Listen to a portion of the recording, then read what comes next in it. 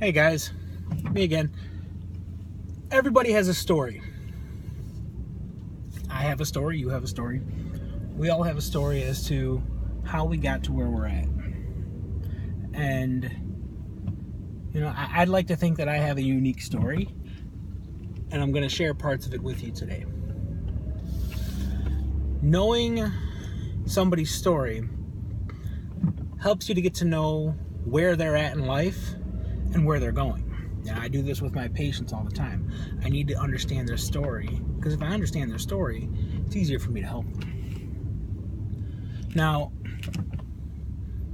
why would people listen to me?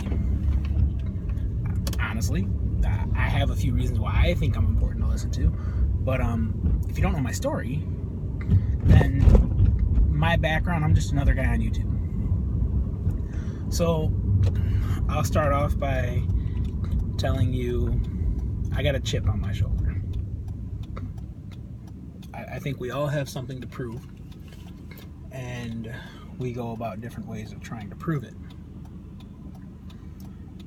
Hard for me to say because I never really talked about this in public before, but my parents divorced when I was younger,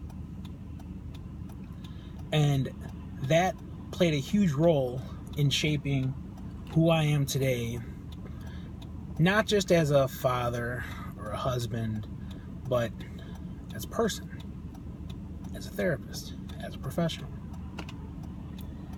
My mom left, and I didn't hear from her for a very, very long time. So it's almost like an abandonment issue. And when you feel abandoned, you got something to prove. I am good enough. It took me a long time to get there, but I am good enough. And for a very long time, I blamed myself. Based off the family situation, it was kind of hard not to. But I proved that I have worth. I have value. Beside the point of what I've done, that's beside the point. But how I got to where I'm at, that's the important part. Because if you understand my past, you'll understand how hard I'm willing to work. One of the phrases that I use frequently, I used it while I played sports, used it in school, and I'll continue to use it today because it's a fairly good descriptor of me still. All hustle, no talent. And I have no problem saying that. I'm not putting myself down because I'm better than a lot of people at what I do for a living. And it has absolutely nothing to do with ingrained talent. It has to do with the fact that I put the work in. I'm still putting the work in. Doing these YouTube videos, writing blogs at movementthinker.org. Might as well give myself a shameless plug while I'm at it. But I put the work in. I read research. I read books. Because I still have something to prove. I'm not where I want to be yet in life, and that's okay. I'm still working towards it. But again, to give you a little bit of background, I grew up in a town in Illinois, Joliet, Illinois, on the east side. That means something to people who live in the area.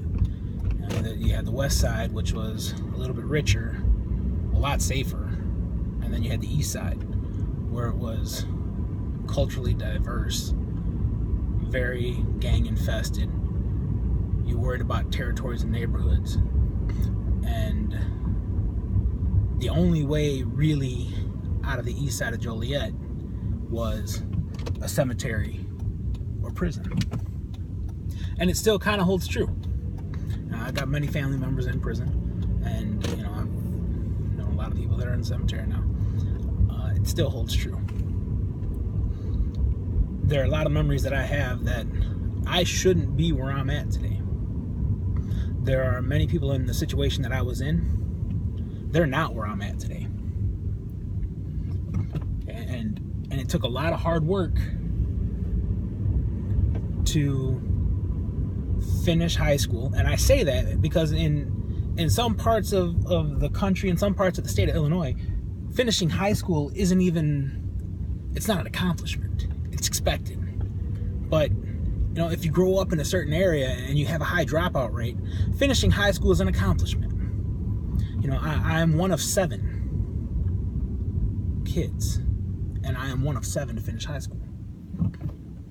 That's unheard of in some circles. You know, I was listening to an interview by Tony Robbins last night, and it really got me thinking. You know, there are people that go back to where they grew up, and they go there with fondness. You know, they go there, they love to go back to see where they lived, and I don't understand that, because where I lived, there were shootings every night, people getting shot in the head, people getting killed, kids getting killed. You know, it's kind of like that in Chicago right now. You know, but it wasn't uncommon to see that. I don't want to go back. There's absolutely nothing for me in that area. And when I say nothing, there's nothing. The house that I grew up in doesn't even exist anymore. It was burned down by gangbangers. That's where I came from. I'm not supposed to be where I'm at. I'm not supposed to be a professional. I'm not supposed to be successful. Because the people that I grew up around, they're in jail. They're still leading the gangbanging life. And it took a lot of hard work, and I am grateful for the opportunities that I've been given. But that's where I'm at now. I still have something to prove, because I'm not supposed to be here. So when a patient comes into me, you know, this goes way beyond I want to help a patient. I've got something to prove. I need to help the patient. I need to do my best, because that was the only way out. And that's still the only way up. So I guess part of me sees that as an advantage that I grew up in that area. But, you know, you always wonder, what if? You know, what if I had all of the opportunities that everybody else had? What if I had the opportunities of living in a house where you weren't worried about getting shot? What if I said I wish I had the opportunities where, you know, yeah. Anyway, there's always the what ifs. But the question is what are you doing today? What are you doing today to make yourself better tomorrow? And I am always working hard today to make myself a better person tomorrow. A better father, a better husband, a better PT. And I realize that these videos, you know, they may be a little grainy, you know, underneath the car light. But this is the time that I have to try to, you know, spread the word, teach who I am, teach what I'm about. Because the rest of the time I'm trying to get better at doing other things. So I wanted to give you a little bit of background of where I came from, so you can understand why I'm doing what I do when I write my blog, when I'm posting on Facebook, when I'm, you know, killing myself trying to treat patients. And, you know, bending over backwards to do my best to make sure somebody gets better. And it all started with a chip on my shoulder. I've got something to prove. Cheers.